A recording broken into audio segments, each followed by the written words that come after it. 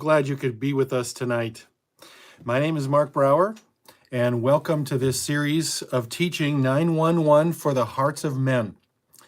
We're going to be doing 3 sessions in this teaching series. Tonight, we're going to talk about what is non-toxic masculinity. And then the 13th, on Tuesday night, we're going to talk about the inner life of men facing stress, anxiety, and pervasive sensuality. We'll talk more about, kind of set that up tonight. And then Thursday night, we're going to talk about the lost key for men in marriages, which is intimacy, the challenge of intimacy. Right now, before I launch into things here, I just want to invite you, if you're watching, to just sit back, relax for a minute. I would ask you, if you're at the computer, if you're on your phone or whatever, just to focus on this. Give yourself a break from the multitasking that we often do, and just relax and focus on this, because I am going to try my best to make sure that what I share is going to be worth your time. Okay, so first off, why am I doing this? A couple reasons. First, I'm doing this because I want to share some information, some things that I've learned based on my own journey as a man, and then also some of the things that I see in working with others, both as a pastor and in all the recovery work and teaching and leading workshops that I do. But secondly, I'm also doing this, I'm putting this information together, I'm putting it out there for free because I'm launching a program. I'm launching a new ministry community called the Renewed Man Boot Camp. And in fact, I'll go back here. That's the logo on the bottom there, the Renewed Man Boot Camp. And I am hoping to give you guys a little bit of a sense of what I'm about and the things that I'm interested in and want to talk about that this community is going to be addressing. And at the end of these 3 talks, I'll give you a chance to participate in that if you'd like. Now, this is not going to be, don't worry, it's not going to be a long infomercial where all this is just, sales stuff. I am focused on going to share things with you that if you do nothing else, I believe you'll walk away. I'm hoping and praying that you'll be able to walk away with some really helpful stuff. But again, if you want to go further, then there'll be an opportunity to do that. Well, then the question, why 911? Why are we calling this 911 for men? Well, a couple reasons. Obviously, because today is 911. It's September 11. It's the date that we're starting this on. But also, 911 is a number we use for emergencies. It's our emergency phone number. And the things we're talking about here in this series, I believe, constitute an emergency. This is a really key issue for us, the things we're going to be talking about. And I do believe it's an emergency situation that we're in for men in our country today. Also, though, I'm doing this because I want to take you back in time. If you were alive on September 11, 2001, I'm going to guess you remember what was happening then, right? Where you were when you heard about the Twin Towers being, planes crashing into them and crashing into the Pentagon, and just an incredible thing, traumatic thing for everyone. I want to say I'm going to tell you a little bit about my experience, and I'm going to be pretty vulnerable here about my own story. So that day, September 11, 2001, I woke up that day in crisis mode because the night before, September 10, that night, we've been having a rough time, challenging in my own life and in our marriage. And I woke up in the middle of the night. Either I woke up or maybe I stayed up late at night, but late at night, I'm on the computer looking at something I shouldn't have. And my wife, Charlene, woke up and came out and saw me in the family room on this computer looking at this stuff. And, we just it was a big blow up, really difficult conversation. And that began for me and for us as a couple, a journey of facing what was broken. So the morning then, this terrible thing happens and this crisis is going on in the country. And then as a pastor, I'm trying to provide leadership for our church as we navigate the grief and all this. But in my own life, there's all this other stuff is going on as well. This begins a real significant journey of facing what's broken in our marriage, but mostly what's broken in me, what's messed up for me. I was a pastor, and the church on the one hand was going really great, growing, and lots of good things happening, but it was super stressful. And I realize now in retrospect, when I look back, that I was going through a midlife crisis of sorts. I was going through a faith crisis. I was going through a serious case of burnout because of my inability to deal with the stress of the work that I was involved in.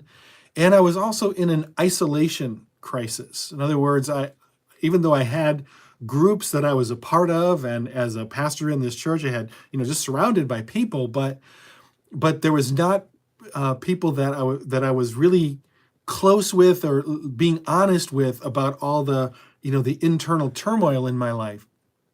And so a lot of things kind of came together. And now, if this was a typical church kind of story, it would go like this. So I realized I had this problem, and then I turned to God and I prayed and I got help, and then Jesus healed me and everything was fixed and we lived happily ever after. That's the usual trajectory of the Christian story about this kind of stuff, right? But this is the real world, and that's often in the real world not how this works. I started this journey and I muddled along through it for a few years, going to counselors, accountability groups, support groups, and I continued to struggle. We, in our marriage, continued to struggle, and things came to a head in 2005. And at that point, I left my ministry role to just focus on what was not working in me. And eventually, I was able to really have some breakthrough experiences dealing with stress, dealing with struggles, dealing with sexual temptation, dealing with the spiritual questions that I had, dealing with some of the things that had happened to me from my growing up years, all this stuff. And this eventually led me to start working in the field of recovery and sexual addiction. I served as a director of training for Faithful and True Ministries, a Christian counseling agency that was focused on sex addiction. And I co-led workshops and training events with Mark Laser, who was an author and a leader in that movement at that point. And I worked on a follow-up program for people who went through these intensive workshops that we put on. Well, I did that for a number of years, and I reached a point where I kind of decided I didn't want that to be the focus of my life, working in sex addiction and recovery. And I felt called to go back into church ministry, and also called to work with other spiritual leaders, other pastors, to deal with issues like self-care and avoiding burnout and managing stress and expectations. Those kinds of things that had been such a part of my own story. I was doing that and pastoring. We were pastoring in Chicago for a number of years. I wrote a book during that time called Leaving Your Mark Without Losing Your Mind, and that was focused on this challenge of doing an important work, but at the same time having the stress and challenges, not so much temptations, but just the tensions and discouragement and all the things that you struggle with as you're trying to leave your mark in the world. Anyway, moved back to Minnesota in 2018, and I serve a church here in Minnesota in Princeton, a little bit north of Minneapolis. Well, then the pandemic hit in 2020, and I kept hearing about, reading about, and having people message me and phone calls and stuff, the explosion of addictions of all sorts, and especially internet pornography use. the explosion, kind of this ongoing explosion of erotic content that's available in all kinds of forms on social media, TV, and the internet. And what occurred to me is that this problem, the pandemic creating more challenge for people's mental health and well-being, and creating these spikes in addiction. But beyond that, the realizing that this problem that was kind of focused, back in the day, seemed to be focused more around people who were, let's just say there's an addiction of some sort, and realizing that this problem had just kind of gone mainstream in this country. And so something shifted in me, and I began to see this need that was not being addressed in church settings.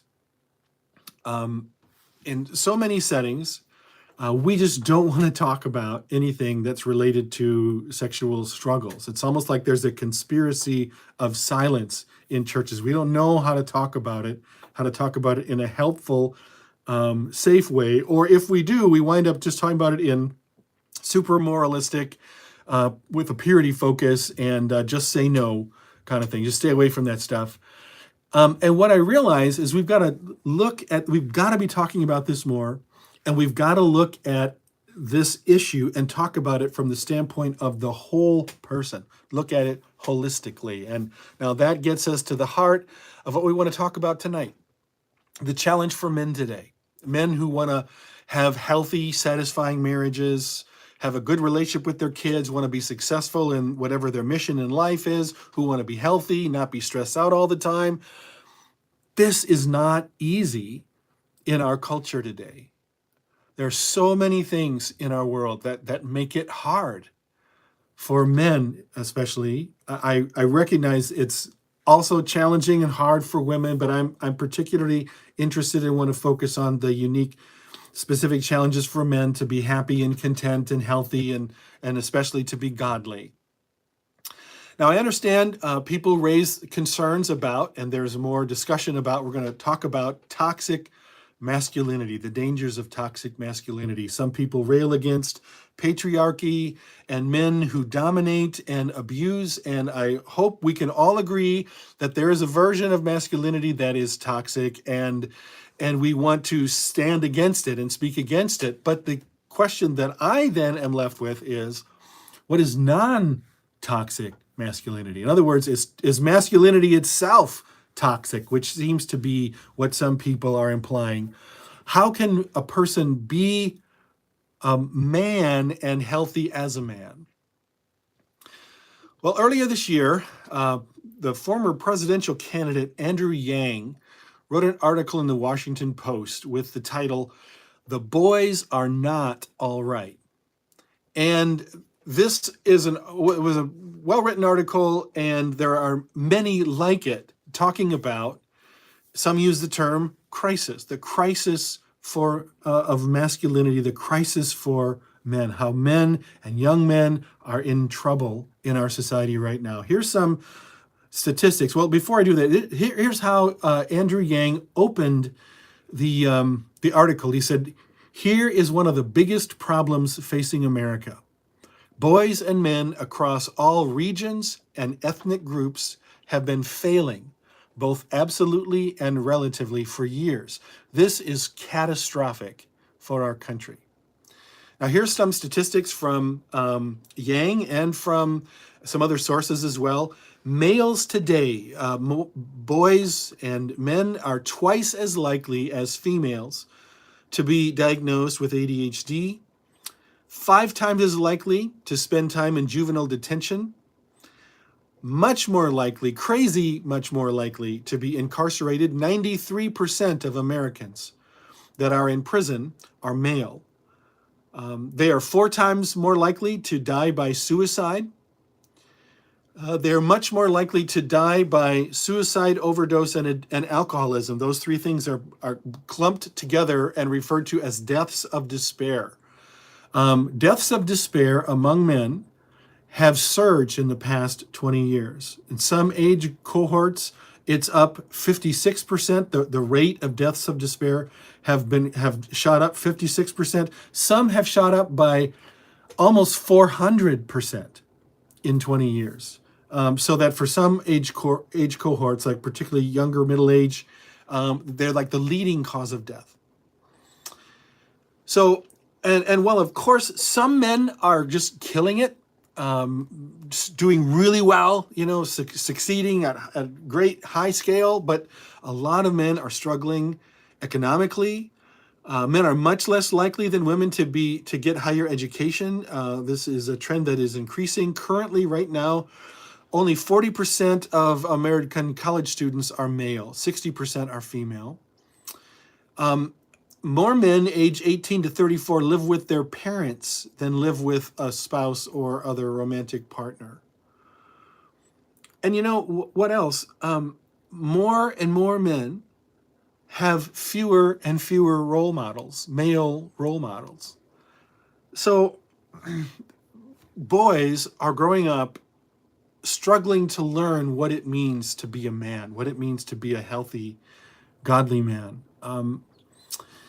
Currently, the percentage of boys who are raised by single mothers, that rate has doubled, more than doubled in the past 40 years. It is now 40% of boys are being raised by single parent or single moms. And then they go to daycare. And 97% of the daycare providers are women. And then they go to preschool, where 94% of the caregivers or the teachers there are women. And then they go to elementary school, where 80% of the teachers are women. And so what this means is that there's many boys that go through their whole span of time until they reach puberty not having any male role models. So how do we learn how to be a good man, what it means to be a healthy man? So what are the character traits that we could say would define healthy masculinity? What qualifies as these character traits, these qualities make someone manly, masculine, or to not have them would be that they would not be as manly or masculine? And just to clarify, that whatever character traits we talk about here, or qualities we talk about here, certainly are things that also some women are like this. Women are like this as well, but they're things that are particularly or especially thought of in reference to being masculine or being manly. So one author is Jack Donovan. I am not a fan or advocate of his. There's a lot of things that he stands for that I would be against, but he wrote a book called The Way of Men that I think has an interesting approach. What he did is he goes back to kind of like prehistoric societies, to the hunter-gatherer phase that made up the bulk of our history, our ancestry, and then also looked at how the hunter-gatherer roles and how men functioned in those hunter-gatherer situations, how that then applied to as societies got more and more complex and small groups and clans and even gangs. And so these four virtues or qualities are things that he highlights as what would be particularly important masculine qualities. Strength, physical strength, again, in the earlier stages of our history, that was especially important. And courage, mastery, which that would be in reference to a variety of things. Whatever your task is, whatever your sort of your calling or your place is within the tribe or within the group, that you would master that skill, or that you would master that role that you have, to do it well, to live with, to do what you do with excellence, mastery. And then honor, which would be the character that you have, keeping your word, being trustworthy, being loyal, being caring, compassionate to the people, to live with honor. Those four qualities are especially significant for this is what would be men would aspire to be this way, to be that kind of person, to have those qualities. Another person who writes about this is Nina Power. She is a philosopher, and she's written a couple of books about men and women. She wrote a book called The One-Dimensional Woman, and then more recently she wrote a book called What Do Men Want? Masculinity and Its Discontents. And she has a chapter in there about what she calls modern man in search of a role. What is the role? What does it look like for men to be men? And she comes up with these three particularly important qualities that she says are particularly important that make men men. Courage, loyalty, and then what she calls virtue. I put in parentheses self-mastery. Virtue is a word we don't use so much anymore, but it's really about having control over yourself so that your best qualities come out. In fact, she says virtue is actually connected to masculinity. In terms of its etymology, the word virile or virile is related to virtue. It's a manly thing to have this. So virtue for her means being in control of yourself, in control of your strength, whatever. So another person that I think is important for us to mention and helpful for us to read would be John Eldredge in the Christian community.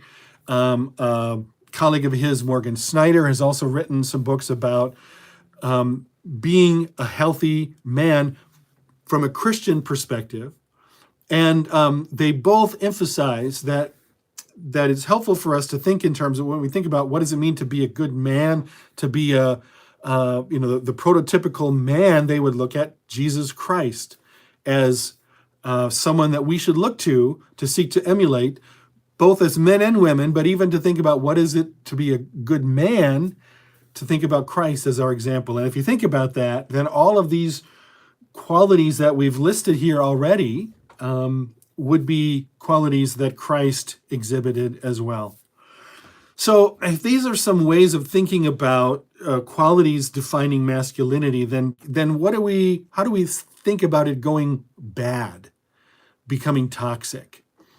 So Nina Power, again, in her book about masculinity, she writes this about toxic masculinity. She says, the phrase toxic masculinity emerged in the 1980s and 90s and saw an explosion of use from around 2014 onwards. It captures the idea that certain kinds of male behaviors are poisonous to men themselves and to others. And this would include, among other things, misogyny, homophobia, and acceptance of violence as natural, and male dominance in general. But the idea of toxic masculinity is today, however, often invoked generally to describe and name anything and everything, from men speaking over women to the murderous rage of a tiny number of men. As Maya Salem put it in the New York Times, toxic masculinity is what can come of teaching boys, or what can come from teaching boys that they can't express emotion openly, that they have to be, quote, tough all the time, and that anything other than that makes them feminine or weak. So think about that.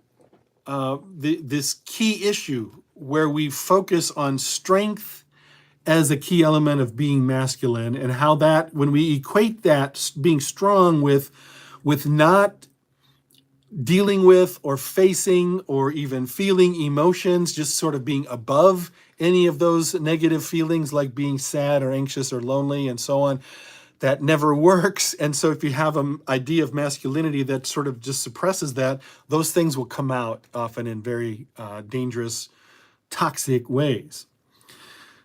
David French, who is a cultural analyst, has a newsletter. He's written a couple of articles about the issue of masculinity in our times, and he points out that in early 2019, the American Psychological Association, the APA, actually declared that traditional masculinity, marked by stoicism, competitiveness, dominance, and aggression, is on the whole harmful. In other words, traditional masculinity is a problem. And then it published guidelines arguing that traditional masculine ideology, defined as socializing boys towards anti-femininity, achievement, eschew of the appearance of weakness, adventure and risk and violence, that has been shown to limit male psychological development, constrain their behavior, result in gender role strain and gender role conflict, and negatively influence mental and physical health. So that's interesting. And he goes on then, I'm not going to quote all of this, but he goes on to say, okay, that maybe that's true, but aren't there also ways in which those very things that you're saying are bad, and sometimes those are qualities that are called for. In fact, I'm going to go back. Well, look, yeah, the top paragraph there. Traditional masculinity marked by stoicism, competitiveness, dominance, and aggression. Those sometimes we look for people who we need those. I think of like Vladimir Zelensky, right? The leader in Ukraine, who's sort of like everyone seems to be looking at as a model of what a man should be right now. We need a guy like that. Well, these kind of qualities are qualities he's exhibiting. So think about this. What's his name goes on. David French, couldn't remember his name there for a sec. David French goes on and he says this: the challenge of raising a boy or living as a healthy man should not lie in suppressing these masculine characteristics, but rather in shaping them and channeling them towards virtuous ends. And maybe that's a way that we can all come together and think about what we want to aspire to. So what I'm going to put these together here, and if you took the note thing down, you can write these down. I have a note page that you can write stuff down. And so here's the list. Putting these together, this is what a variety of people who talk about this stuff would highlight these characteristics. And I think it's helpful to look at them together, to sort of put them together. Strength, courage, mastery, that is skill, excellence at what you do. Honor, which would be integrity, living with that deep kind of love, wanting the best for other people. Honor, loyalty, and virtue or self-mastery. And then, so those qualities tempered by, controlled by, faith in and submission to God, and a commitment to live with love. Christ-like manhood. So just if you look at that list and think about that. So if you're a guy watching this, isn't that the kind of person you want to be? Right? I mean, that's our best self would be those things. Or women, isn't that the kind of person, if you are in marriage, that's the kind of person you want to be married to? That's the kind of man you'd want to have in your life. Or if you have sons, that's the kind of person you would want them to become. So I believe that what we think of as toxic masculinity is really the result of some of these characteristics, especially the first three, really the first one or two there. When those things get focused on and they're not tempered by the other ones, that's what leads to arrogance and violence and abuse and self-absorption. We avoid toxic masculinity not by trying to be less masculine, but by shaping and channeling these qualities for good, right? Okay, so how do we do that? What gets in the way? and this is what's going to go back to my own story, the things that I've had to learn, why I was having such a hard time then. And I'm gonna put it this way, that if we want to live that way, if we want to be that guy, be that kind of person, then there's some things we've got to work through. We've got to figure out some things. And I'm going to list 5.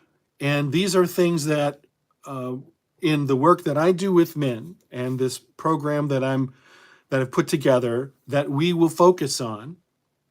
And here they are. So the first is, we've got to figure out how to be strong.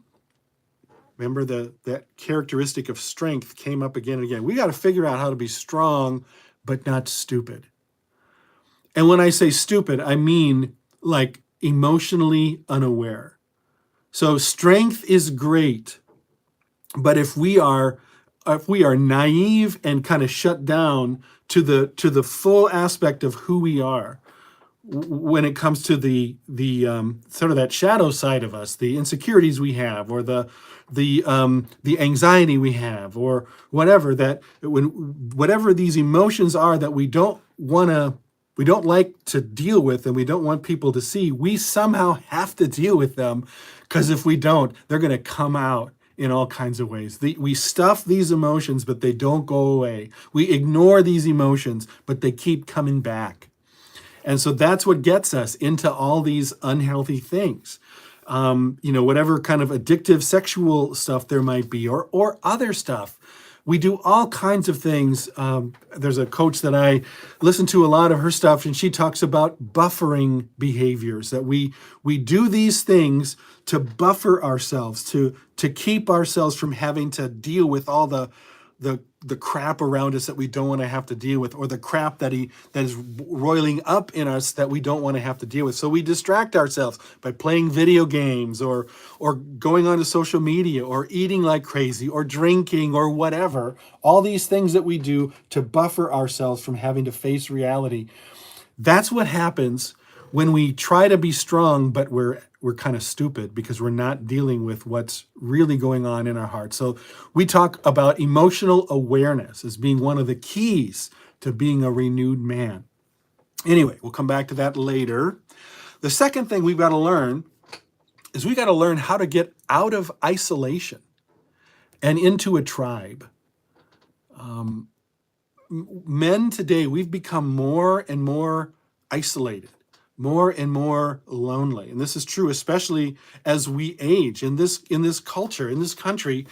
The AARP, that organization that focuses on retired people, they do studies about this, and they found 1/3 of Americans who are age 45 or older, so like the older we get, 1/3 of Americans would identify themselves as lonely. Loneliness is one of their key issues. And so that's men and women. If you separate them out by gender, again, depending on the age bracket, men, it's much more prevalent. 40 to 50% would identify as lonely. Like 1/3 of men in this study from England had no close friend. So by every measure, in every survey, every study that I've seen, it shows men having challenges with loneliness or isolation. And this has all kinds of huge implications. But beyond that, beyond just the issue of loneliness, because maybe you're a guy and you think, well, I don't really feel that lonely, I'm fine.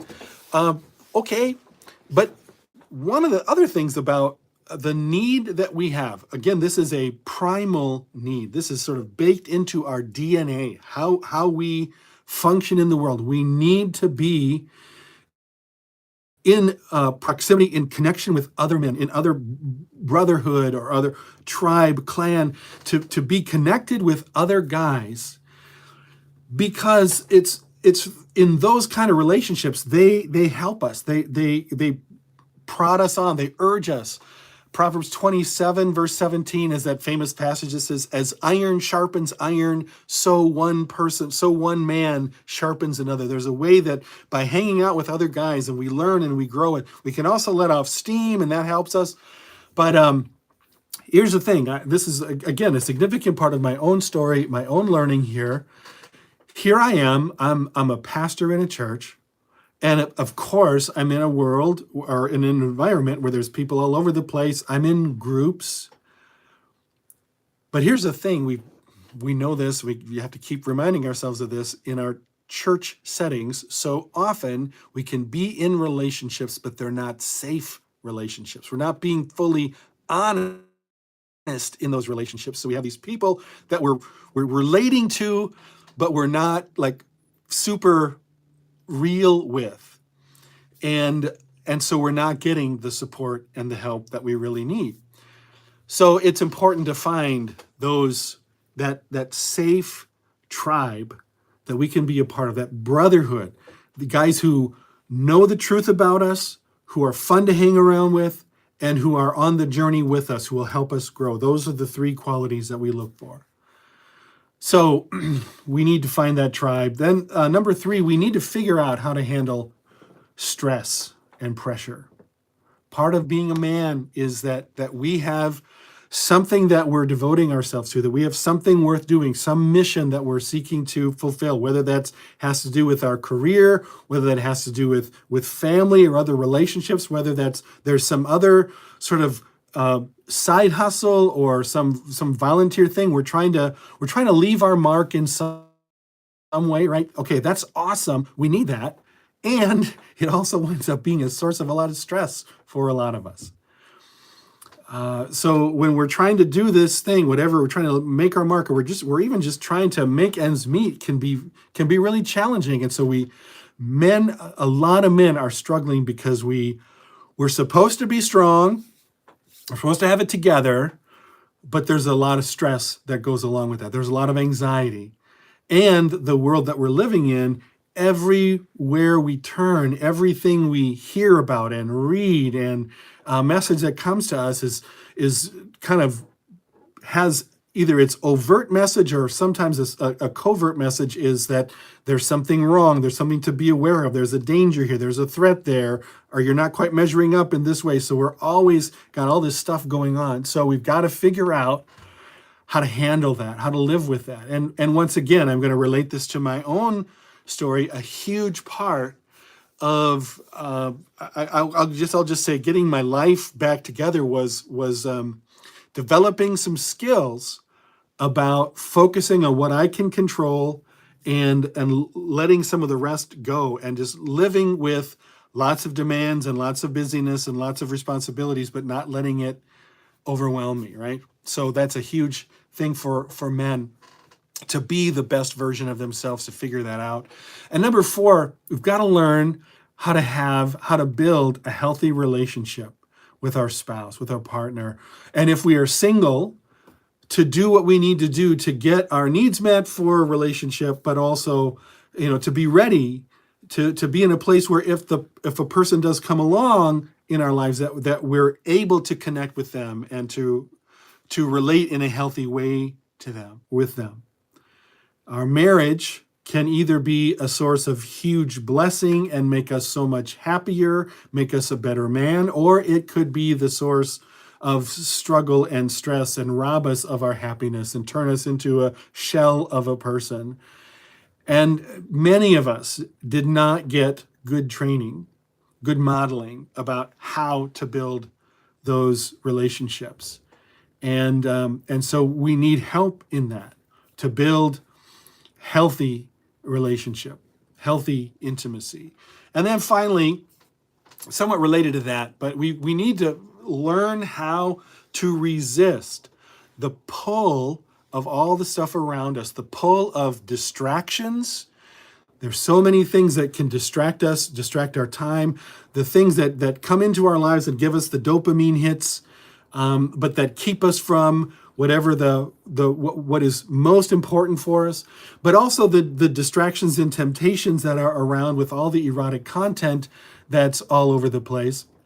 Now, I'll say more about this next week, but I'll just for now say that today, in the, let's say since 2010, 2015, this era we're living in now, where the widespread availability of high-speed internet wherever you are, And then beyond that, having smartphones where wherever you are, even if you're not near a computer, you still have access to all this. There is so much, some of it, outright pornographic, but other just erotic content on our phones, TVs, internet, social media, and we're not handling it well. It is not going well. In 2019, before pre-pandemic, the most reliable statistics about this from the Barna Research Organization and another organization called Covenant Eyes, which does a lot of tracking about this stuff. They do research, particularly focusing in the Christian sphere, and they found, as of 2019, 65% of church-going men acknowledged that they were regular users of porn. 65%. 2/3 of the men in church. Half of the pastors, 50% of the pastors. And the percentages vary a little bit with women, ranging from 20 to 30%. But let's say around 25% of the women in churches are surfing some kinds of erotic content, pornography. So we're in such a situation right now that it's almost become normalized. But it's wreaking havoc. It's wreaking havoc in the sex lives of men, in the marital relationships of men, in the spiritual lives of men, and in their ability to live out the mission in the world that they are called to live out. And again, while this is happening in our church, so often we're just, sitting around with our fingers in our ear, humming some sort of hymn or whatever, because we don't want to talk about it. We don't want to face it. Or when we do try to deal with it, we get super pious and simplistic and just try harder and pray more and get an accountability partner and hope that God fixes this somehow. So I'll tell you something. I am proposing that what we need, and what I'm doing in the Renewed Man program, we do not need more purity groups. We do not need more a place where we can just, moan about how terrible lust is and how bad porn is, and trying to make people feel guilty, especially men feel guilty about having a strong sex drive. That's not the problem. The problem is we've got to learn how to control and direct and focus this sex drive that we're given.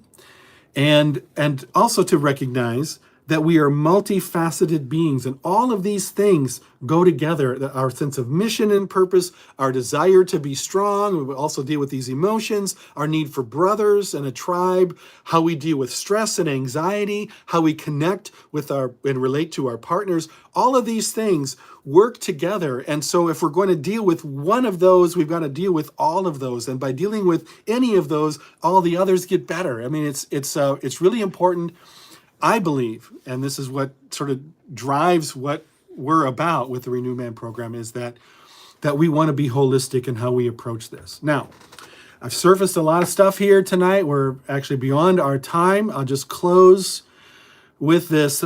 Just take a look at the list. Those 5 things. What would be most helpful for you to deal with as you think about, if one or more of these you feel like they're holding you back from being that best version of yourself? Here's what I'd like you to do. We're going to have another session in a couple of days. So Tuesday night. But right now, can you do this right now? Before you go to bed tonight, just write a comment in the video, in this video, the YouTube thing. Write a comment below about, just any reaction. If you have any questions, something you'd like to hear more about, write that as well. That would be super helpful for me, and I'll take that into account in the upcoming teaching that I do. So make a comment. And let's get some discussion going. You can make a comment in the YouTube underneath the box here. And if you have trouble with that, you can just send me an email of the comment, and I'll put it in there on your behalf. So do that. And if you're a social media person, post something on social media about this. Let other people know about this. We'll be doing these for the next, several days here. And then set your schedule for Tuesday night, 7 p.m. We've talked a lot tonight about the what. What's the problem? And what I'd like to do then next time is to focus more on how. Okay, how do we deal with these things that we've talked about? How do we get healthier? How do we get our marriages back on track? How do we deal with stress and anxiety? How do we deal with the kryptonite of all this sexual content around us? So that's what we're going to be talking about at our next session. Thanks again for being with us tonight, and have a great night.